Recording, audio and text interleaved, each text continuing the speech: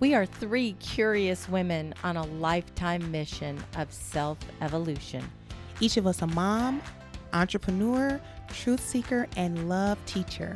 We come together once a week to offer you ideas to human better, Welcome to the flow life of Shelley, Eva, and Tann. where we define love as living open and valuing everything. On this podcast, you are dialed in and set to love. Let's go for a ride. So, good morning, everyone, and thank you so much for being set to love with all of us, Eva, Shelley, Tann. And today we're going to be talking about transitions and all that comes with transitions. Interesting thing about transitions, I used to be a part of a group. I'm from the Midwest, but I lived in St. Louis for like 8 years, Dayton, Ohio, then St. Louis, and now lovely Los Angeles. But when I was in St. Louis, I was a part of a group called WITS, Women in Transitional Stages. And a lady started that group to kind of help ladies who were going through different things, inspired by a friend of hers who found herself to be homeless. And so it just grew, and all of us realized, you know what? Hey, we're all in transition. Yeah. No matter what, we're all in some kind of a space of change. And it's like how you're handling it is huge. Like how you process it, how you respond to it as opposed to how you react to it. So one of the things I was sharing with you guys before we went live here is I've been watching, I watched one episode of Keeping Up the Kardashians with my daughter. And they were talking about how difficult it was when, Caitlyn became Caitlyn. And Chloe had this conversation with Caitlyn. And, I just thought, wow, what a statement for transition. Like you transition and all of the things that happen as a result of that. Like some people get hurt. Some people are disappointed when you transition. Sometimes you're hurt. Sometimes you're disappointed, Shelley. Well, everyone is affected. That's the thing. It's not just you. It's a family thing. Yeah. I don't know why I don't hear Shelley. Yeah. Is this not on, right? No, it is. Do you hear her? No. Mm-mm. Put it like really close like this. Now talk. Can you hear me? Oh my gosh, so much better. Yeah. Okay, perfect. Yeah. Okay. So I can just cut that piece out. Okay. So just ask her that question again. Yeah, like I was just thinking about how everybody's affected. Like some people are disappointed. Sometimes you're disappointed, Shelley. What You are can your be thoughts? disappointed. I just feel like regardless of what it is, whether it's a transition, whether it's drugs, everyone is affected by a family member's choices. And basically you can deal with it. And sometimes it's really a struggle. Yeah. I think it's hard too for the person who's going through that transition, especially when you don't know. I mean, most of the time we're living our life and we're living the everyday routine. It's like that's sort of just what life is. It's just you have this routine, you get up, you do your thing, you come home, and it's then all of a sudden it's when like the bam, like the thing happens, the accident, the thing, the choice, you find out this news, and it shifts you in a way that you never will go back again. There's no turning. And I think it's in those moments that you either have the tools or you don't, or you learn how to build resilience and gain tools. What are some of the things in that group that were there tools or were there things that they would teach the women or talk to the women about to help them through when those bam moments would come and you're not prepared? Honestly, there weren't a ton of tools, but it was more like a support, like, women just kind of sharing the things that they were going through, the transitions that they were going through. And sometimes it would be resources. And I feel like looking back on that, like I wish there had been more like clear-cut tools to help people get through it. And I can say for sure, one of the things that I'm learning about transition is sometimes shifting or letting go of expectations in the moment of transition is super helpful. Like sometimes, you're shifting in a relationship. Like for me, it's like shifting the relationship with, my kids. Your kids get older, they get more self-sufficient and independent. They start having some of their own ideas about things. Right. And it's like, the thing that's helping me through that a little bit is letting go of expectations. Like I can't expect it to be exactly the same way it used to be 5 years ago, 2 years ago, 10 years ago. But I can have maybe some adjustment in my expectations that look more like what life looks like right now. But it's like, it's still hard. Like every transition still has that space of just difficulty because it's new, and everything that's new is kind of, kind of interesting at first. I guess what I'm thinking about though is I understand that kids can change and life changes like that. But what happens, I don't want to use your kids as an example, but just an example, if there was a car accident and now your child can never walk again and everything is different forever. How do you, for me, I've had loss in my family recently and everything has changed. Everything that I thought was going to be one way is now not. Yeah. Yeah. And that one is big. Like the transition of a loss is huge. And, I think that we have to, those expectations that we have, they sometimes are things that we have to just be honest about and go, I thought it would be like this. I thought it was going to always be like this. And I had someone very close to me, years ago, he was almost like a dad, that he got in a car one day and, got in a bad car accident and he was paralyzed from the neck down. And he, was like that for 30 years. He lived for 30 years like that. For that comparison just made me think of that.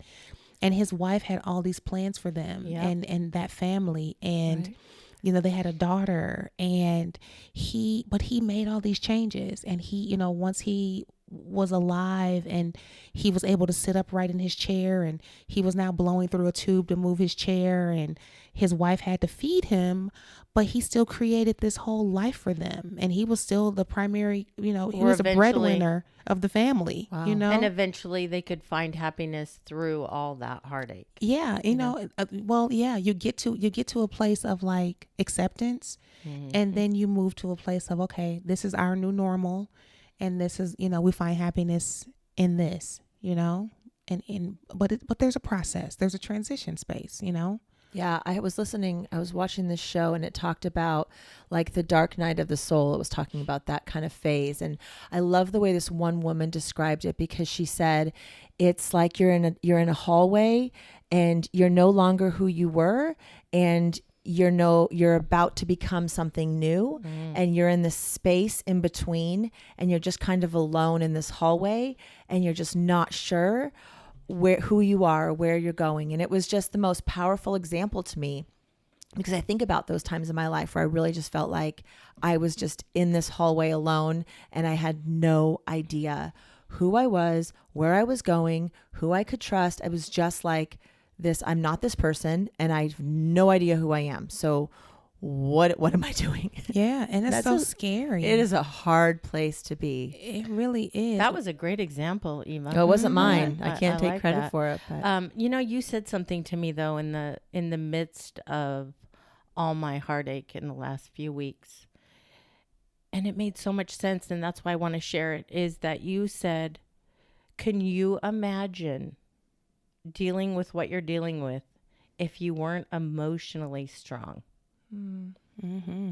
So I think if I was going to give advice for somebody what to do, is to always work on, how would I say it?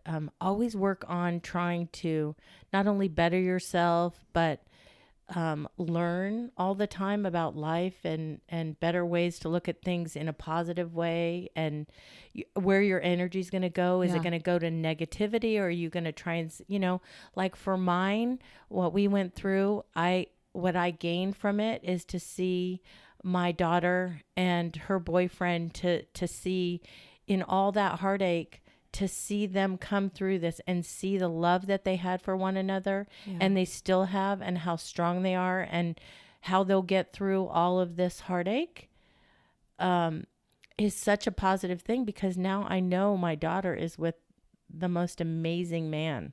Yeah, for sure.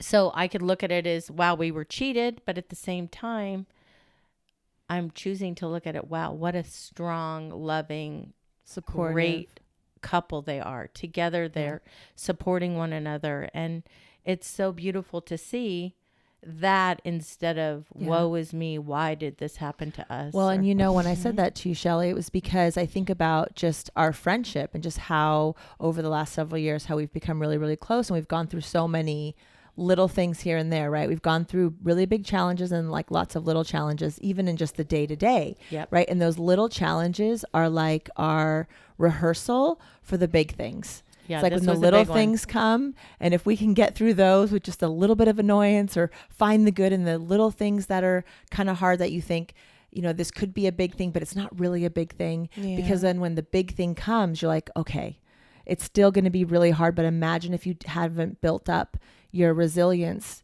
you know, through so many little hard things. Yes. And I have, you know, three things are coming to my mind really quickly. The first thing is, I have had that moment of looking at my life and being in gratitude a lot in the last 2 weeks, because, you know, in my practice, I have been working with some people and they're having a really, really, really difficult time with their child. And I will go home every day and just be like, I have challenges, but my challenges aren't that extreme. And I've been very grateful and very, you know, very fortunate to have had, you know, challenges. But when I compare it, it's like, you know, it could always be worse. Yeah. Right. So that's one thing I think about in transition. The second thing I think about in transition is one of my favorite movies is Lion King. And one of the movie's like main songs is like The Circle of Life. And you think about the circle of life as just being, you know, like we're born and we live and then we don't. But it's really just like a circle of, you know, you have joy and then you have disappointment and then you have sometimes pain and then it all starts again. Yes. And it really is just that cycle of how you view it. And it's over and over and over again on a loop. And it's how you process it and how much joy you find in each event. And the third thing I kind of thought about in transition is you think about the butterfly. Like the butterfly is crawling around on its belly. It's this hairy little caterpillar, right? And then one day it goes, well, you know what? It's time for me to make a transition. And it goes willingly into a dark space inside of a cocoon. And if you've ever seen these things on Google, like if you look at like what it's like, it dies. It's like a pile of slime and goop. The caterpillar dies and is somehow reborn in this dark cavern in this really deep, dark, dank space and comes out with wings and flies and is beautiful, you know, and evolved. So like when I think of transition, I think of kind of like all three of those things, how we have to, and you know, incorporate gratitude, and we have to look at life as being the circle of life and how we're all getting wet by the rain. And the third thing is we have to be willing to go into some of these dark spaces and see how we're gonna learn and grow. And I think what's really beautiful too is, you know, your family support on both sides. There's just everybody worked together. I'm really proud of that, how all of us pulled together and we're very loving and there was no drama, or it's just was all just a lot of love and a lot of support, and everybody just pulled together as a team to be there for Ryan and Brooke. And I don't know, I just feel like that if I could give advice to people when you have heartache is to really lean, even if it's not your immediate family, really seek out the people that are supportive and that are willing to, you know, listen to you. It's okay to have feelings, but negativity isn't going to serve you.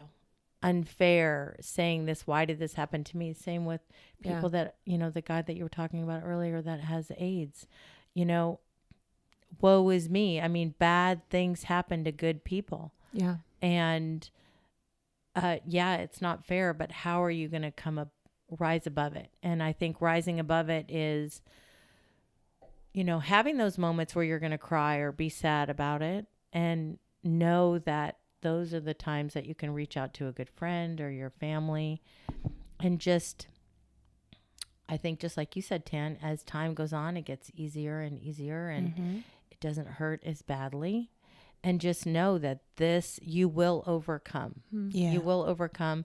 And just like bad happens, so will good. Because I know through all of this storm that I've had to go through with my family is that something really bright is around the corner. I hold on to that, knowing that we are so tight and so loving, and we're so lucky to have one another, that something good is going to come from all of this. Yeah. And I mean, and to your point, I don't, and I want to say to everybody listening too, is it's not going to rain forever, No. but I don't want to discount how bad it can feel when it's raining. Yes. Yeah. It does feel bad, but lean into it. Lean into the sadness, because if you try to build a fortress around your heart and not let yourself be sad, you're just going to stay there longer Yeah, and it'll longer. come back. So it's like, just be sad. And do you know what I love about, I mean, I actually like and I've been trying to do this more intentionally lately, is when I do feel sad, I try to just be grateful for the feeling of being sad. And what I mean by that is,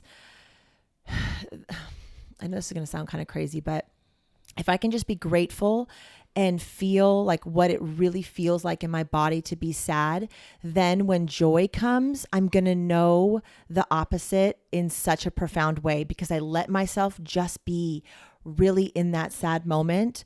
So that way I can recognize its opposite when it's in my life. And so the harder things are, I think, that just means the greater joy I'm going to be able to feel, because I'm going to be able to recognize it. Because if life is just always fine, then you don't know good and bad, or you don't know joy and pain, or you don't know what it's, you have no point of reference. So the kind of crazier life gets sometimes, the more you can go, okay, this means I can feel its opposite at some point. And if this feels as bad as it does right now, I can't wait for what the opposite's going to feel like. Yes. And I don't know when or what that's going to look like, but I'm grateful for this moment, because I know I'm going to have that moment later. Mm-hmm. And so just, I think that makes a lot of sense. Mm-hmm. Yet I also think doing something like let's just say you had a moment where you had a little mini breakdown and you're crying about whatever, I've had Yeah. those days lately. But what I've tried to do you can only stay there for so long. And then it doesn't serve you anymore. true. And so I really feel like people should figure out an outlet, whatever that might be. It could be, helping somebody who's in a worse situation, or another situation that it could stop you from just dwelling on where you are. Because I think sometimes getting outside of it, you can always come back to it. I just think, like, whatever it is, even if it's go do a yoga class, or, keeping busy when you're feeling it coming on, Yes. because you can only cry so many hours. You can Yeah. only feel bad for so long. You've got to give your heart a rest. Yeah. So I think having a plan of some kind of an outlet, whether it be with that friend to go for a walk or take a class. Well, and that's why those self-care practices on the normal days are so important, because when you are crying in your closet or your bath or your shower or wherever, you can say, okay, what can I do that's going to feel good? And you know what, when I go get that $25 foot massage, I feel so much better. So I'm just going to go have someone just press on me so I can get this sort of stress or whatever out. Or I'm going to go and talk with my best friend because I always feel better. Or I'm going to go on that hike. So when you know the things that work for you on the just kind of okay sort of days, then you know what you can at least try to go to in the beginning when you're in those really dark places. Tann, what do you think about being a therapist if somebody can't do it, though? Like, they literally are frozen to their bed. Like, they're so down. I think that didn't happen to me because I'm emotionally stronger and I know some of these practices. But what about those people that really don't know? Like, how about if they're listening to this right now and they're stuck in their bed and they're sobbing about their situation? What would you tell them to do? Like, right now, for that person that cannot even get up to take a shower or to do anything? Okay, so two things. It's interesting. While you guys were talking, there's a quote that I found in my Instagram thread last night, and I took a picture of it because I'm going to post it later. But it says, "The wound is the place where the light enters you," and it's a quote by Rumi. And so, anybody who's kind of stuck to their bed, I'd say first of all, know that first and foremost, it does hurt. It is painful. Accept that and know that even people who are smiling and look really happy and like they have it all together, are also having a hard time. It may not be the exact hard time that you're having, but a lot of us are having a hard time. And the thing that heals that, the thing that is the antithesis of you being in your bed and mourning and feeling like you can't get up, is getting up. And sometimes it doesn't mean you have to go run a marathon. It just means get up, sit on the side of your bed, maybe take a shower, wash your face. If you can't get in the shower, wash your face. Get up. You don't have to go on a hike, but maybe walk around your house a little bit or jog in place. It's like doing something that has life, that gives life, that gets your heart racing, or that makes you feel like, you know what, at least I did that. Is it Lewis Howell? Yes, I love him. He talks about getting up and making up your bed. Like when you are in a dark place, you can't imagine how good it feels to just make up your bed. So I would say if you're in a really dark place, you have a responsibility. Your emotions are your responsibility. What you do with them is up to you. So you have to at least take one step. And you might say, you just don't know what I've been through. I've been through a lot too. I could tell you some things that would make you go, oh, I would never get out of bed again. But at the end of the day, you have to. You have to start somewhere. You have to start again. So that's what I would tell people. Just start somewhere. The littlest thing. And I think too, what you did, Eva, I always remember this when I tell people, when you really don't have the answers to things or you're feeling so down, listening to these kind of podcasts, finding people and seeking out people that are going through similar situations for those people. I mean, that ultimately, that's the whole goal of this podcast that we're doing, is to give people a resource, not to just give them our own situation, but to help them, or what are ideas that they could actually really do to get them up out of bed. And I would say, listen to a podcast, go on there to YouTube and just say, I'm hurting over blah, blah, and see what comes up. There are so many people out there that talk about everything that can give you inspiration when you think you're so alone. This is a big world. And a lot of people, I know that if I went on there and wrote my situation, there'd be a lot of people that would be able to help. I think that's one of the blessings really in feeling like you don't know who you are anymore, or losing your identity, or kind of being in that transition, is you become you can, right? You can become super jaded, or you can become super open to what is possible. And I know for me, I just kept saying, I feel like a college student without a major. I'm just learning. I don't even know what I believe anymore. I'm not even sure where I'm at.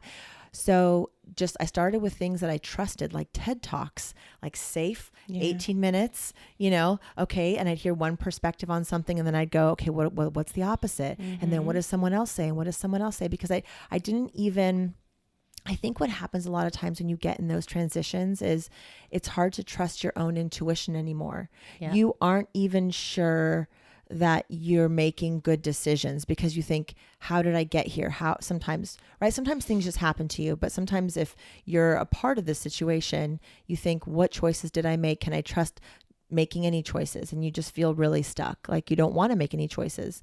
And that's when just getting information and starting to just listen to what resonates and like who resonates, and then diving a little bit more into that person, a little bit more, until you sort of feel like, okay, I can go on to someone else. And it's just letting information. And before you know it, in. You've grown and changed. Absolutely. From all that positive information that you're feeding your brain.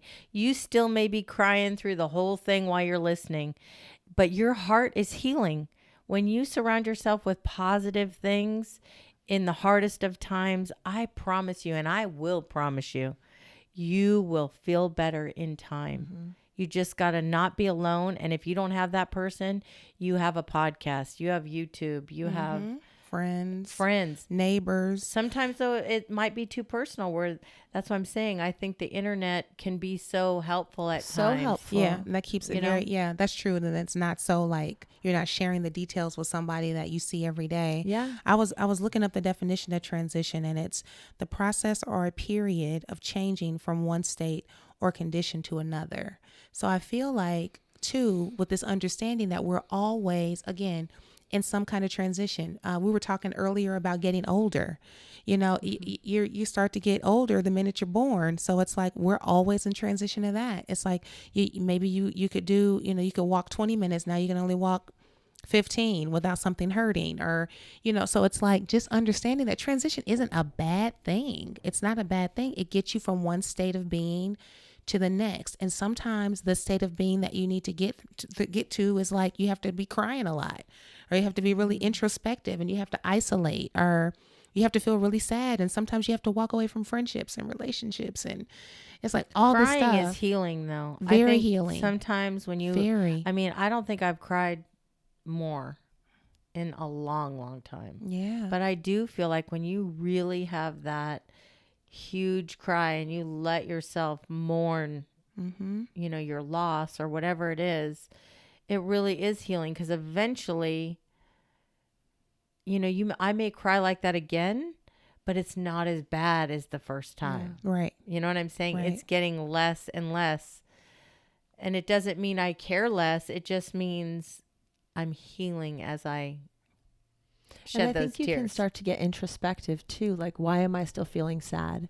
And what am I missing? And then you can start, I mean, at first it's just the shock and just the sheer pain It's that raw. you feel. Yeah, it's so raw and so just almost out of body. Yeah. And then when you have those moments where they just kind of hit you in the middle of the day, or, it comes in for 2 seconds, you can feel it. And then you can start to, I call it like therapying yourself. Start asking yourself questions. Why am I still here? What am I feeling? What do I need to learn? Am I stuck? Do I need to talk about this with someone where, it just gives you opportunities to really learn. So the next time a big thing happens, you've gained more skills and you can get through the next thing with even Or a little help bit someone more else. grace. That's Or what help I someone think. else. I always think that sometimes, I just do. I feel like bad things can happen, and you help someone else. Somebody else is going to come in my life and have this same challenge or similar challenge, and I'll be able to help them. Yeah. Yeah. To feel. That's the thing. Because now you're going to be like the expert on the feeling and the process of this. Yeah. You're kind of taking your own notes as you go.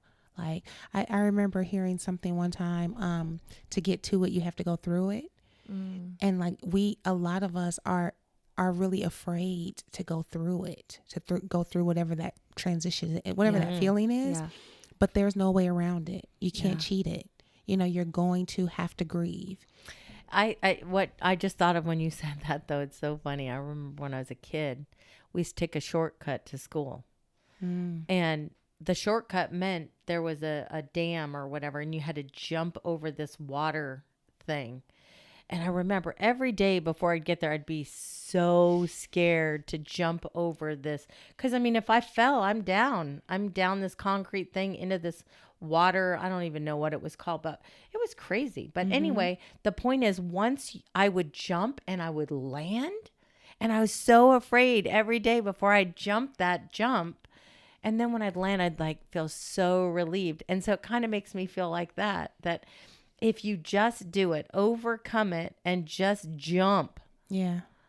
All that worry all the way till I get up to that time where I'm going to jump.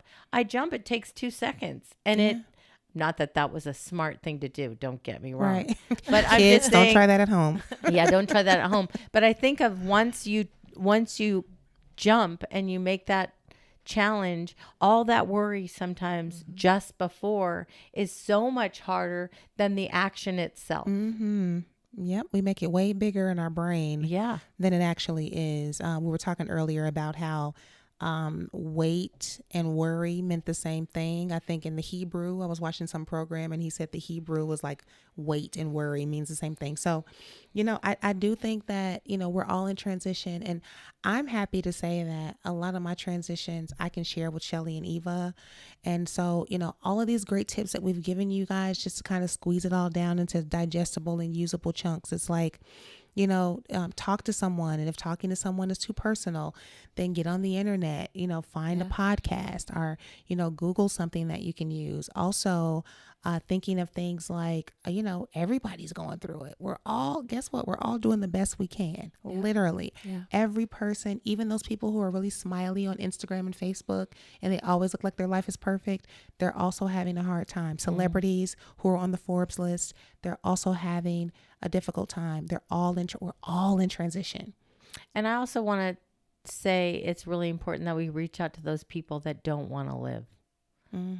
Life is worth Yeah. living. Reach out. Don't make that choice. Yeah. Don't do it, because you're important and you matter. You matter, and it will get better. Reach out, right, Eva? Especially when you're just in those really dark moments, just know this is part of life too. Mm-hmm. You know, it's all just, the transitions are just part of life, and you will overcome this, whatever this is, and then something else will come, and you will Yeah. overcome that, And you will have something else joys will in come. between. Yes. Lots of joys in between. Yep. All of it matters. I love that. I think that's a great place for us to end. Yeah. Feeling, guys, feeling lets you know you're alive. Transition lets you it's know Stay you're on your way grateful, to something even else. for the bad. Yeah. Yeah. There's good in everything. Yes, it is. And we're so glad you guys joined us again and that you're set to love. Happy living.